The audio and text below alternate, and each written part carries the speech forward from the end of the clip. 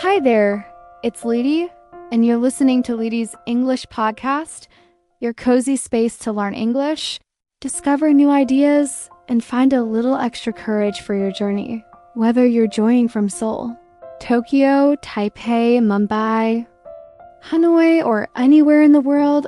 I'm so happy you're here with me today.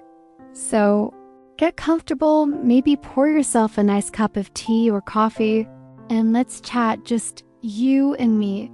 I want to start with a question. Have you ever heard the words stay hungry, stay foolish? Maybe you saw it in a book or in a famous speech by Steve Jobs, or maybe this is your first time hearing it.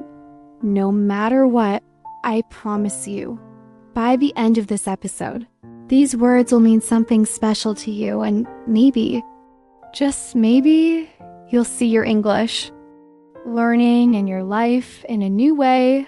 Let's go back for a second. When was the last time you felt truly excited to learn something new? Not just doing homework or studying for a test, but truly curious?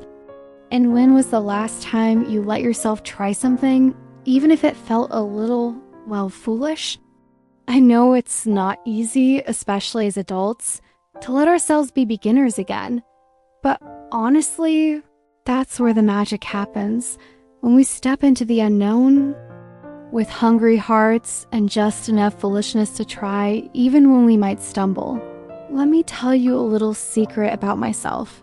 Before I started this podcast, before I even became an English teacher, I used to be afraid of trying new things. I worried so much about making mistakes, about what people would think if I sounded silly, or if I failed. Maybe you feel that way sometimes, too, and that's completely normal. But something inside me, maybe just a quiet hope, kept saying, Lety, you can do more. You can try something new. You can help others, even if you're not perfect. And that's how Lety's English Podcast was born, from a little hunger and a little foolishness. I want you to imagine for a moment, you as a child. Can you picture yourself? Small hands, big eyes, a million questions in your mind. Children don't care about looking silly. They ask, why, about everything. Why is the sky blue? Why can't we have ice cream for breakfast?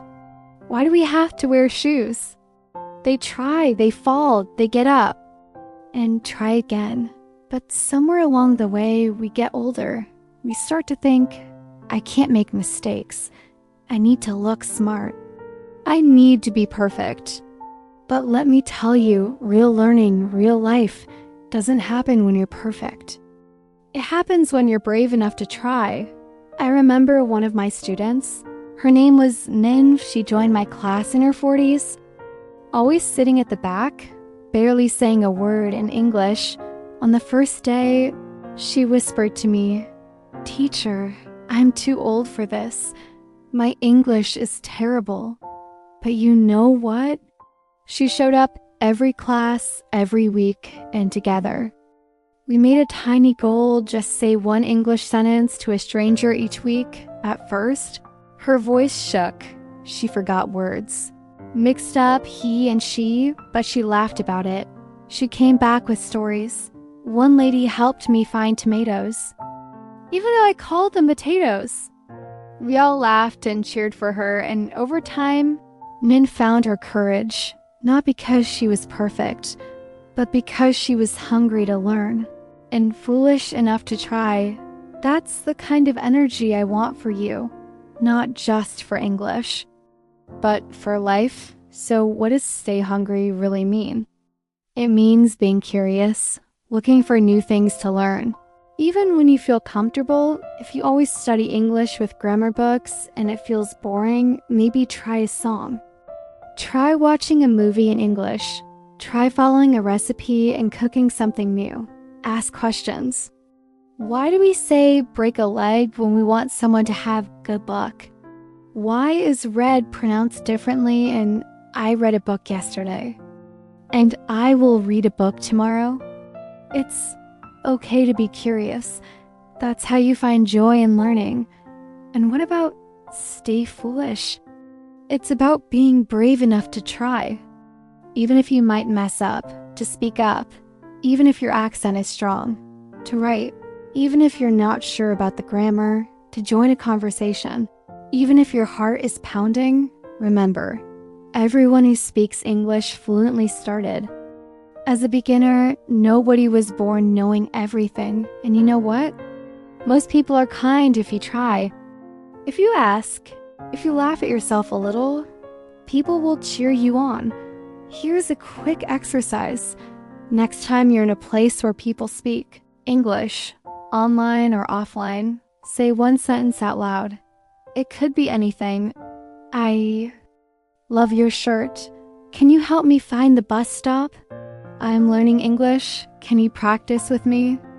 It's okay if it's not perfect. The important thing is you tried, and next time it'll be a little easier. I'll tell you a personal story from when I started recording podcasts. The first time I hit record, my heart was racing. I forgot half my notes. My voice sounded funny. I kept thinking, who's going to listen to this? Why am I even doing this? But I remembered my own advice. Stay hungry. Stay foolish. So I kept going every episode. I got a little more comfortable.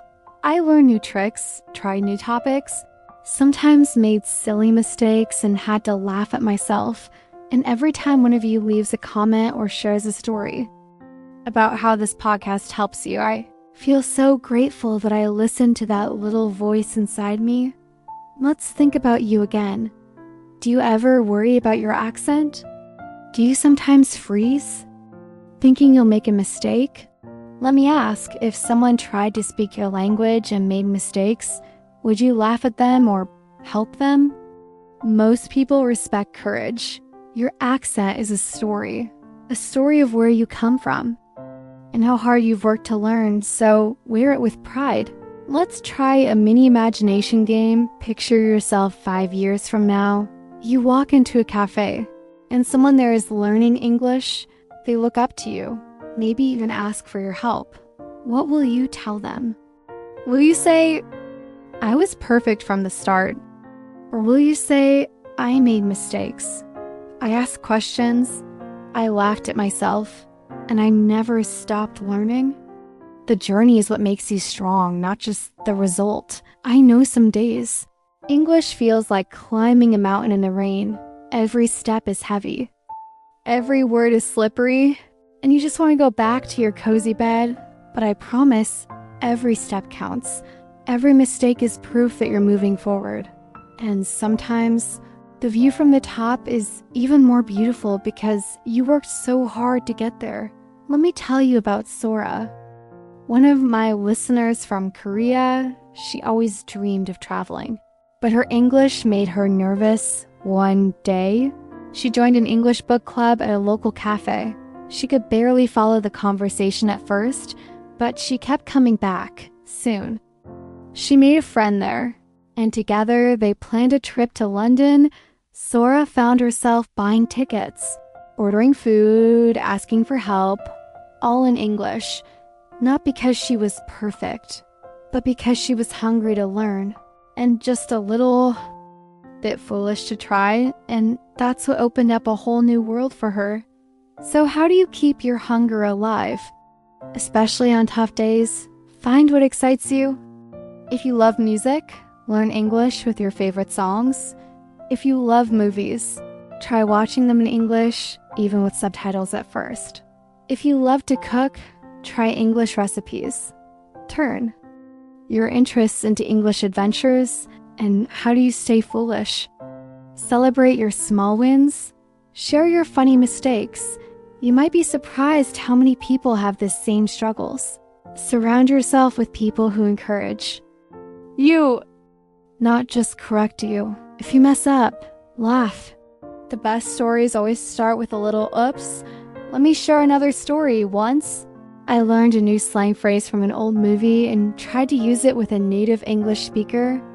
They looked at me, confused. Apparently, that phrase was so 1980s. We both laughed. It was a bit embarrassing. But now it's a favorite story I share with all my students, and now with you. There will always be days when you want to give up, when you feel stuck, tired, or even embarrassed. But remember, you are not alone. Every learner, every teacher, every English speaker has felt that way. What matters is that you keep showing up. Keep trying, keep learning. Even the most successful people failed many times. Albert Einstein was called slow as a child. Oprah was told she'd never be on TV. Steve Jobs, the man behind Stay Hungry, Stay Foolish, got fired from his own company, but they kept going, and so can you. Let's do something together today. Try one small thing that feels a little bit brave. Speak up in class, order your food in English right. A comment in English online, sing your favorite English song, even if you get half the words wrong. And then celebrate yourself. Every step is a victory. The people who succeed aren't always the ones who work the hardest. They're the ones who keep their curiosity alive, who play, who experiment, who are not afraid to look silly now and then. Give yourself permission to play with English, invent a new word, tell a funny story, try a tongue twister, make a joke, enjoy the process. Remember, learning English isn't just about vocabulary and grammar. It's about connecting, sharing, understanding the world in new ways. That's your superpower. So stay hungry for knowledge, for connection, for growth. Stay foolish enough to dream big, to try new things, to laugh at yourself and keep going. The world is waiting for your voice, accent, mistakes, and all, and I'm here cheering you on. Every step of the way. Thank you so much for spending this time with me. If you enjoyed this episode, please share it with a friend who needs a little encouragement today. And if you want more stories, tips, and English adventures, don't forget to subscribe to Lety's English Podcast. I can't wait to see where your journey takes you next. And remember, wherever you go, stay hungry, stay foolish, and stay wonderful. This is Lety, wishing you courage, laughter, and lots of English-speaking adventures. See you next time.